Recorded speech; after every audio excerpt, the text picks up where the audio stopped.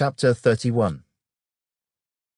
Now the Philistines fought against Israel, and the men of Israel fled from before the Philistines, and fell slain on Mount Gilboa. Then the Philistines followed hard after Saul and his sons. And the Philistines killed Jonathan, Abinadab, and Malchishua, Saul's sons. The battle became fierce against Saul. The archers hit him, and he was severely wounded by the archers. Then Saul said to his armor-bearer, "Draw your sword, and thrust me through with it, lest these uncircumcised men come and thrust me through and abuse me." But his armor-bearer would not, for he was greatly afraid. Therefore Saul took a sword and fell on it. And when his armor-bearer saw that Saul was dead, he also fell on his sword and died with him.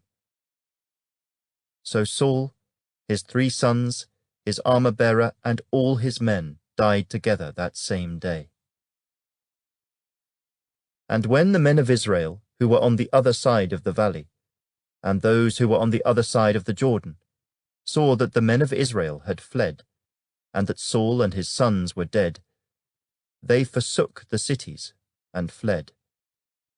And the Philistines came and dwelt in them.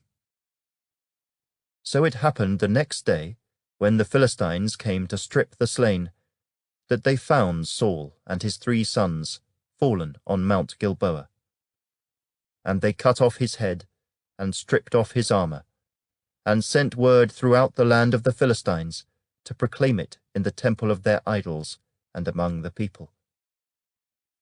Then they put his armor in the temple of the Ashtoreths, and they fastened his body to the wall of Beth-shan.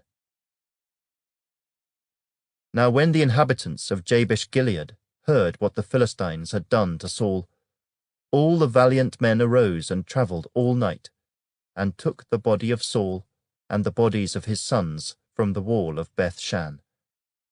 And they came to Jabesh and burned them there. Then they took their bones and buried them under the tamarisk tree at Jabesh, and fasted 7 days.